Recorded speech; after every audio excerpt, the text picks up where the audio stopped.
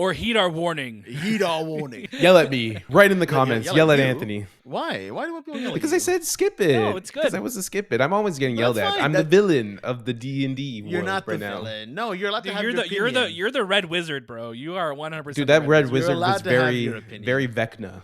terrifying. Very Vecna. Yeah, it's very terrifying. Hello and welcome to the movie podcast review of Dungeons and Dragons: Honor Among Thieves. I am your game master. My name is Shahbaz, and of course, I'm joined by my fellow adventurers, Daniel and Anthony. Anthony, how are you doing today? Hello, my lady.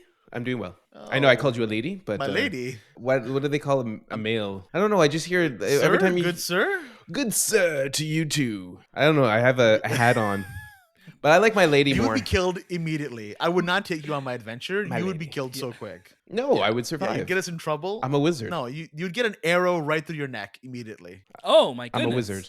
Oh. I can't die. I don't know that's how it works. And Daniel, how are you doing today? I'm good. This is me rolling the dice. That looks like something that else, was man. a little alarming initially. Yeah, it looked a little alarming initially. Listen, I thought I was going to do the controversial move, and then Anthony did whatever introduction he did. No, So now I'm this giving is all, you- I'm giving you the reigning controversial move right there. I was like, I'm whoa! rolling my whoa, dice. It didn't I'm start. rolling It didn't my start dice. from there. Yeah, it started didn't look like a further dice. down. I was like Further right there. down. I think your eyes Wah! rolled back a bit. No. No. I just really like rolling dice, guys. I love rolling dice.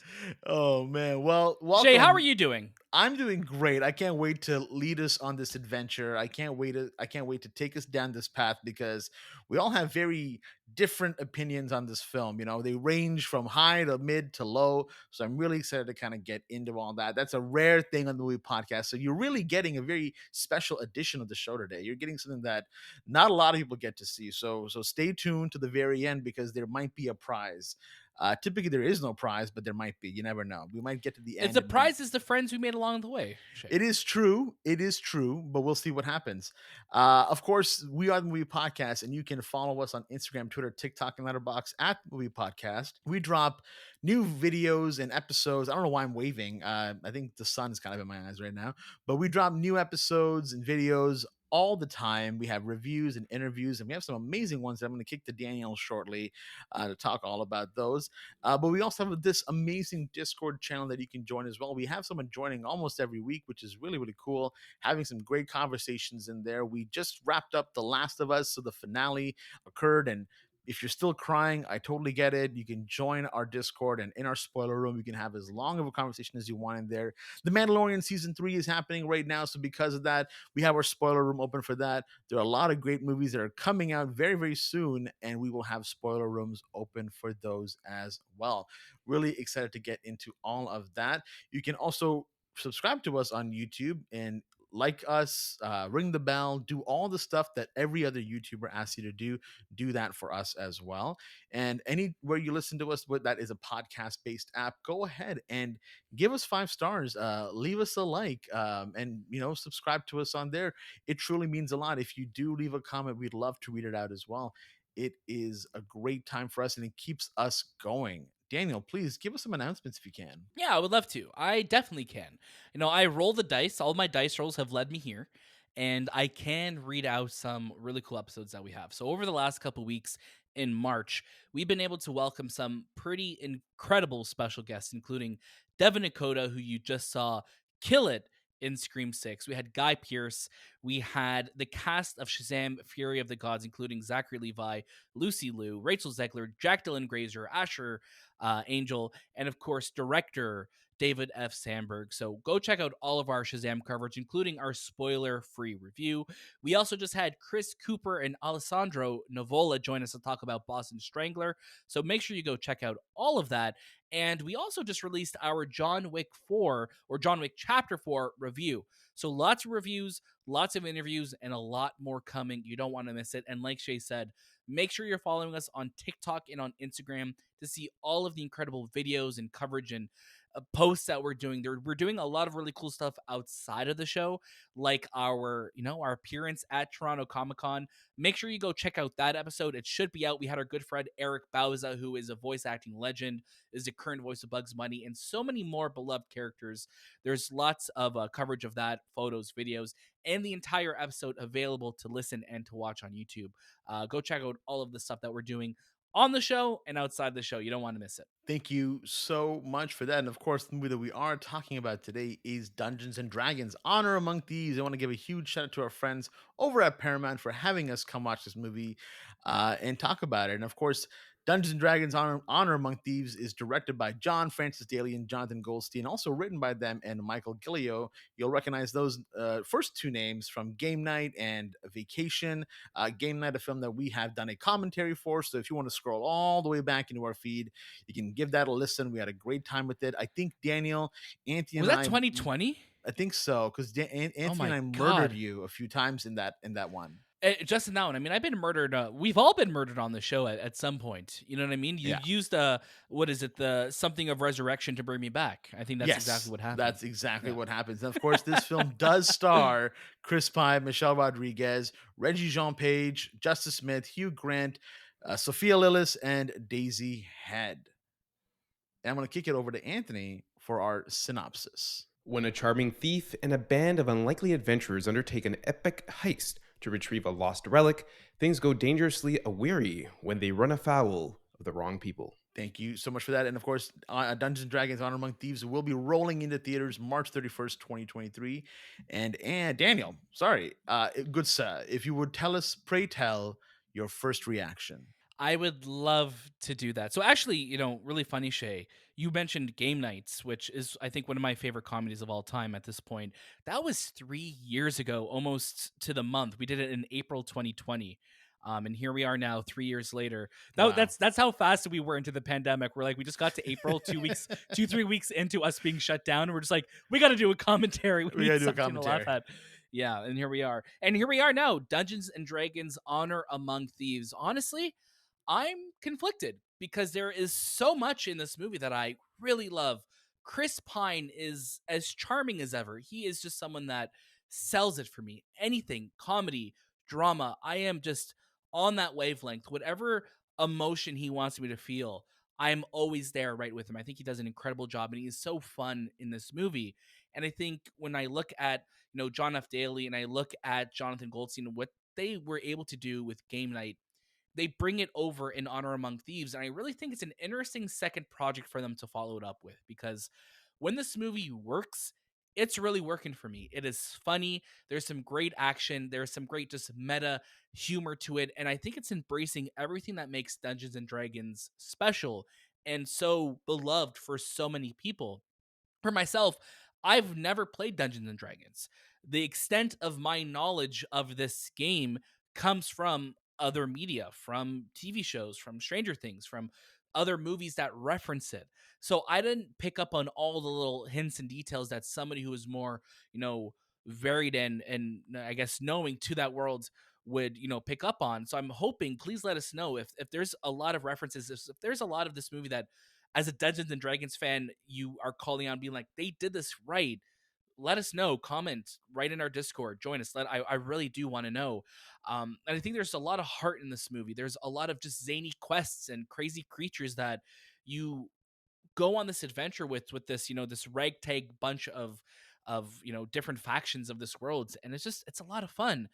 And then when this movie doesn't work for me, it really is in those moments where it just feels like we are just going fetch quest to fetch quest. We need this. Now we need this. We're going to do this. I'm going to tell you it's going to work. And I didn't really feel at any moment in this movie that the stakes were really that dire. And I think when we're starting off this movie in a certain way, right off the way, it kind of sets the tone for the movie. It's really funny. And then it kind of pivots to like, okay, well, now we need to, Hugh Grant is the bad guy, and we need to really make him feel like we don't like him. And then, the Chris Pine's daughter is involved. And I'm not going to get into too much of the plot or the spoilers, that I don't want to give anything away. But we pretty much spend the entire movie away from the main villain. So you never really feel like there is a real threat to be had here, because he feels like someone that you could take down pretty easily. But what does work is those character it's that the group connections. I think that's what really works. And I think Chris Pine and Michelle Rodriguez are really fun together. I think the other merry members of their group have their moments as well too. But it really is, I think, Chris Pine's film and Michelle Rodriguez. It's really them moving this movie forward. And then I feel for myself, it's really the last 30 minutes of the film where I feel like, okay, now we're kind of setting off on the promise of what this movie started with. So it's a very mixed bag for me. There's so much that I really enjoyed. There's so much that I had fun with. But everything else in between that, I just felt like I was just, okay, now we have to get this. Okay, now we have to get this. And there's a lot of characters that just feel like they're not living up to their full potential. And maybe a sequel will fix that, or if this movie does well. I'm just, I'm just I'm a little conflicted. I had fun. I enjoyed my watch, but the story really wasn't there for me. And I think immediately after watching it, I was felt like, am I going to, think about this movie again? Obviously, we are talking about it today, but I'm wondering the lasting impression that it will have on me. I remember enjoying the great moments, but everything else outside of that, I'm just kind of left thinking about, what is there anything more here for me to reflect on? That's kind of where I'm at right now. Let's open it up. Yeah, no, that's totally fair. I mean, I think a lot of the points that you kind of do bring up are very valid. But yeah, I'd love to get to Anthony, your first reaction to Dungeons and Dragons: Honor Among Thieves. Just like Daniel, I don't have a history with Dungeons and Dragons. I've never played the game. The only thing I really kind of interacted with was like probably Stranger Things and how they play Dungeons and Dragons. So I'm going into this movie as like general audience viewing this, and I love fantasy. There's tons of fantasy shows I like Willow or Lord of the Rings and so on and so forth. But there was nothing that Dungeons and Dragons really gave me that changed my perspective of where this potential franchise might go. Like, it didn't win me over. There was Chris Pine, which I think he's charming, but I think it's just Chris Pine's very charming, like just to look at. Like, he's just nice to look at. Like, he has beautiful hair and beautiful eyes, and he does play the character really well. But other than that, like, there was nothing that kind of connected with me. There was nothing that brought me into this Dungeons and Dragons world. It came at points, it became very generic. Like, this is just generic fantasy. There's nothing that's standing out from every other fantasy movie or series that I've watched that really kind of like, okay, this is different from everything that you've experienced. And I know there was like a Dungeons and Dragons from 2000s. I remember that one. And just like that one, like, it had comedy and it had like the seriousness, but it just, the blend of the two and the fantasy world just didn't work for me. And I'm in this situation now where I'm regrettably not happy, or I just didn't like it. Like, it just gave me, there are points where, yes, funny, but they don't win me over enough to say, you know what, I can't wait for part 2 or a part 3 or where this franchise goes. And it kind of sucks because I do like fantasy films, but the Dungeons and Dragons, I just felt like they didn't have like an actual course to get me on, And I know that's sounds, generic in how I review things, but that's how I felt. Like, it didn't connect with me. It didn't grasp me. It didn't bring me into this world. It's interesting though that you mentioned that just being generic, Anthony, and I think that's a fair criticism though, because when I look at this movie and I look at a bunch of other sci-fi films over the last 10 years, you look at these like Jack the Giant Slayer or Seventh Son and like Gods of Egypt and Wrath of the Titans. There's so many, like, or the Huntsman films as well too. There's a lot of just like fantasy films that all kind of feel within this realm, and I think that's one of the things with this movie too, because we're not as familiar with the lore of Dungeons and Dragons. Maybe that's why it felt that way for us, where it just felt like, oh, like this is fantasy elements and obviously stuff from the games. I'm curious if that generic feeling for us stems from us not being as familiar, and that's why it feels that way for Well, us. isn't like, if you're making a film that it is very niche, like Dungeons and Dragons is very niche to the general audience, wouldn't you think like, maybe let's create something that connects with the Dungeons and Dragons fan base, but also brings in the general audience? And I think that's where they thought I the mean, it's, comedy yeah, would be that aspect, but right. it didn't win me over. Like, it's not like Game Night where you can actually relate to the comedy. There are points of this film that are funny, but they're just not enough to win you over. I got you, and I think that's fair what you said too. And I think when it comes to like something where it's like bringing new people in, but also satisfying, like a Dungeons and Dragon lore, I think that's where something like Stranger Things comes in, where it's its own thing. It's obviously referencing and connected to that world, but it's also doing its new thing. It's bringing new people in, where this feels very steeped in the Dungeons and Dragons world. That, yeah, maybe it just, at least for myself, I think because I'm not as versed in it, it just kind of came off as just fantasy without a real identity. But Shay, please jump in here. I want to know what you think. Yeah, I think for me, I'm a bit more on the positive side. Like I really really liked this movie. I had a really good time with it. I thought it was really fun. I personally have played Dungeons and Dragons once, not a full game, maybe like an hour's length, and then I played something kind of similar to Dungeons and Dragons, which was a Lord of the Rings based game that That was a was lot of kind of fun. We had a lot of fun with which that. is a lot of fun as well. So for me, like it's not like I was getting the references, but I had heard of a lot of the things that they were mentioning through other pop culture that I've watched. I look back to the NBC show Community. They did a fantastic episode of Dungeons and Dragons on there that I think about all the time. Very comedic. Then I looked to this, and I think for me, what really worked was John F. Daly and Jonathan Goldstein's comedy. They consistently know exactly the triggers that I need to make me laugh. It's that self-referential humor, it's that meta humor, and I think they did a fantastic job of the comedy in this film. And throughout the entire 2 hour 15-minute runtime, it kept me going and kept me engaged. The story it's not mind-blowing in any means, but because the comedy was so good, it kept me moving on from scene to scene. And I think that's why, like, the laughs were great and it kept me engaged. The characters were interesting. The only character that I don't think I was too big on personally was Justice Smith, and I think that's just unfortunately the nature of a lot of the characters that he plays. I never find myself connecting to them, and there are people out there who love his work. I just don't think for me that's he's the actor that I go see his films. Um, and then you look at everything kind of else in this film that the CGI is kind of shoddy here and there, but I think it kind of works for what they're trying to do. What I loved the most about this film though was it truly did feel like how you play tabletop games with your friends.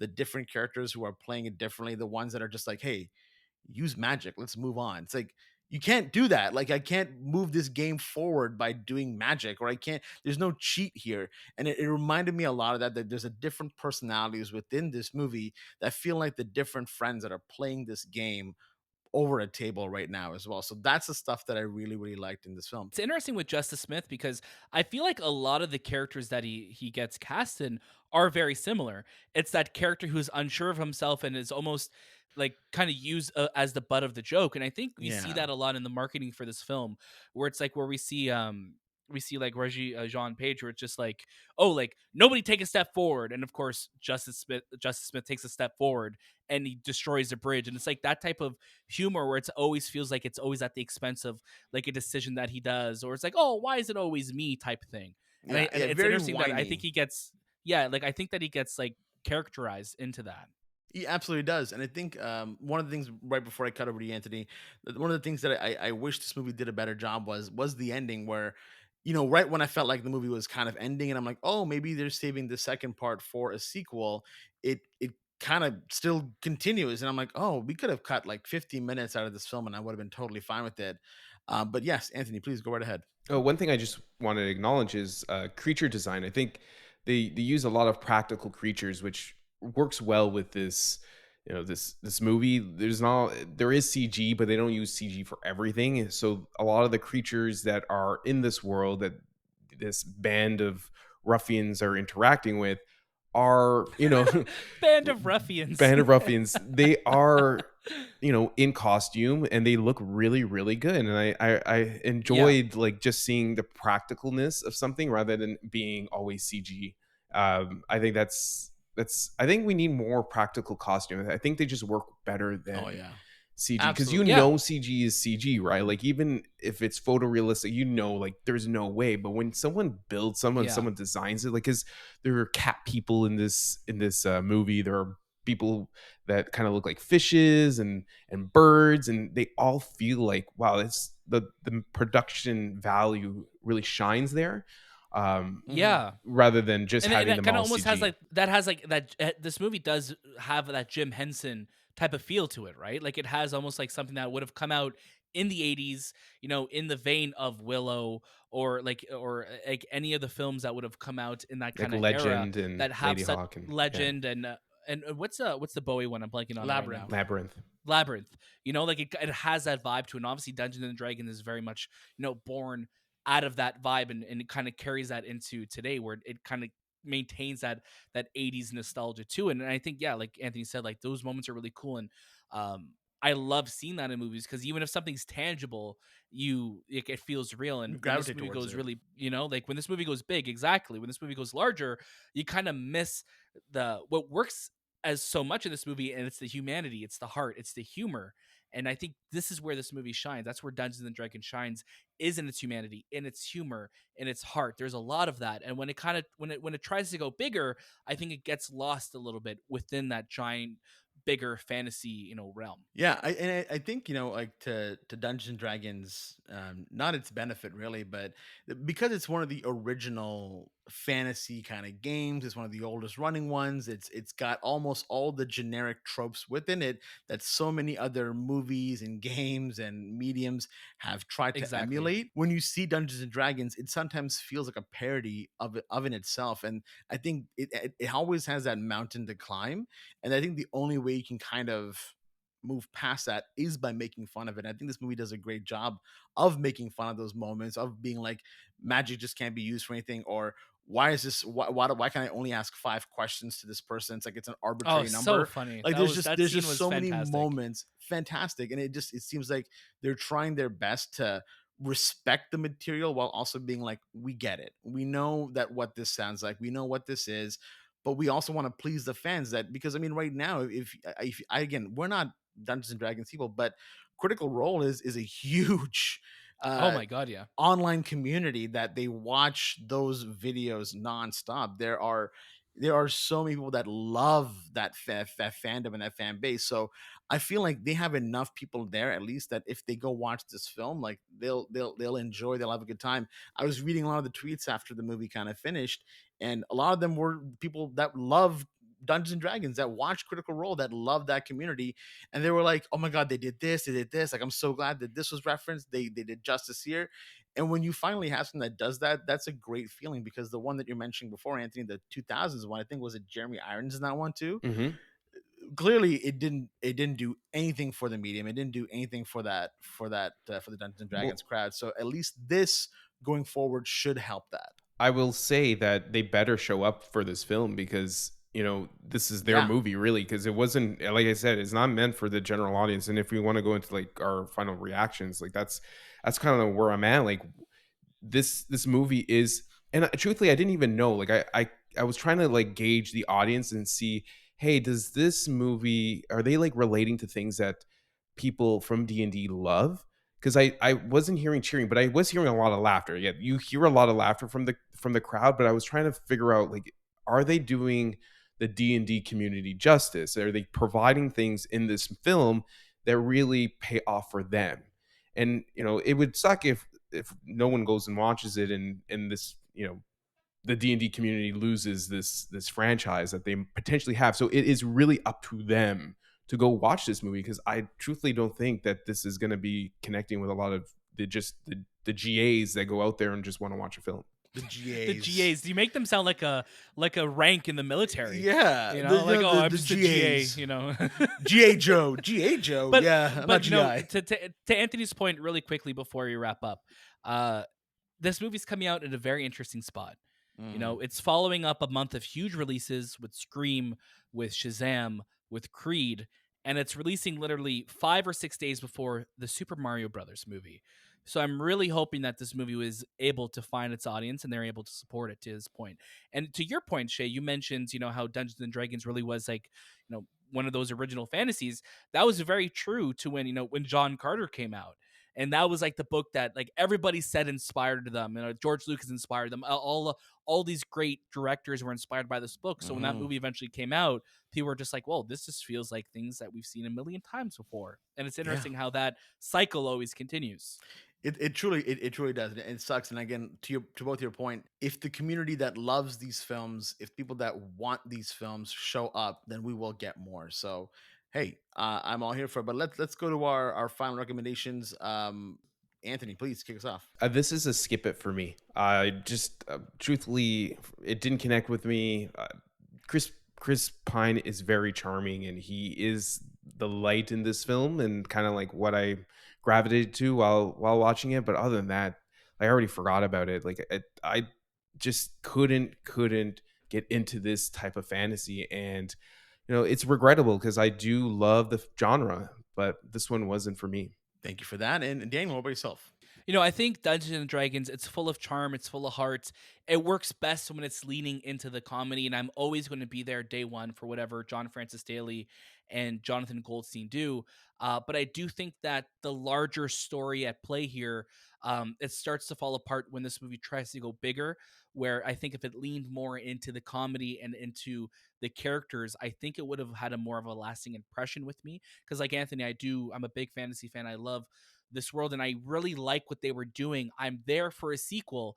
I really hope that this movie gets one, but for me right now, this is not a movie that for me personally you have to rush out and go see. I would say add it to your queue. Thank you for that. And for myself, I'd say watch it. I think it's a great time. I think this is a laugh out loud mystical adventure.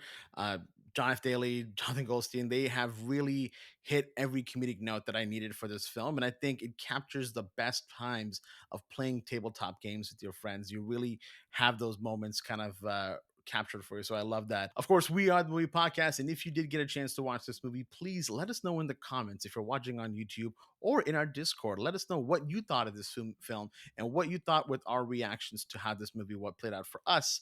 You can follow us on Instagram, Twitter, TikTok. We are at the Movie Podcast. Make sure you give us 5 stars wherever you possibly can. And I'm going to give a huge shout out, to Paramount for inviting us to watch this film. Of course, the movie will be available in theaters exclusively March 31st. So do take our word for it and let us know what you thought of it. Or heed our warning. Heed our warning. Yell at me right in the comments. Yell at you. Anthony. Why? Why do people yell? Because I said skip it. No, it's good. Because I was a skip it. I'm always getting yelled at. I'm the villain of the D&D world. You're not the right villain. No, you're allowed to have you're your the opinion. you're the red wizard, bro. You are 100%. Dude, that red You're wizard allowed was to have very, your opinion. very Vecna. Terrifying. Very Vecna. Yeah, it's very terrifying. Very Vecna. It's funny. We last saw her in The Sandman. So Daisy Head. So it was very, very fun. That was This Time with the Movie Podcast, and we'll see you next.